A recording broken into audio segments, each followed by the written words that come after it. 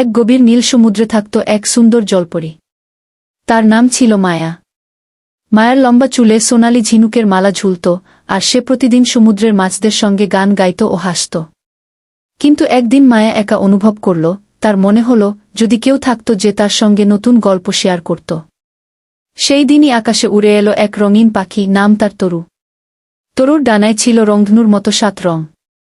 সে মিষ্টি সুরে গান গাইছিল। মায়া মুগ্ধ হয়ে উঠে এল পানির উপরে আর বলল, তুমি কত সুন্দর গান গাও, আমি কি তোমার বন্ধু হতে পারি? তরু হাসল, অবশ্যই পারো, কিন্তু তুমি তো জলে থাকো আর আমি আকাশে। আমরা কেমন করে দেখা করব? মায়া হেসে বলল, আমি প্রতিদিন সকালে ঢেউয়ের উপরে উঠব, আর তুমি আকাশ থেকে নিচে এসে গান গাইবে। আমি তোমার গানের সঙ্গে সুর মিলাব গো।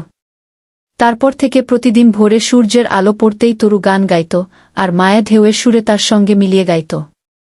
আকাশ আর সমুদ্র একসাথে ঝলমল করত তাদের বন্ধুত্বে।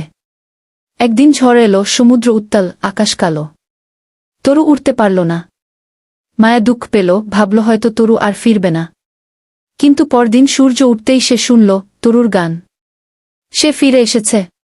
মায়া খুশিতে ঢেউ তুলে বলল, তুমি ফিরে এসেছ। তরু বলল, বন্ধুত্বের সুর কখনো থামে না। সেদিন থেকে তারা শিখল, আকাশ আর সমুদ্র আলাদা হলেও সত্যিকারের বন্ধুত্বের সুর কখনো ভাঙে না।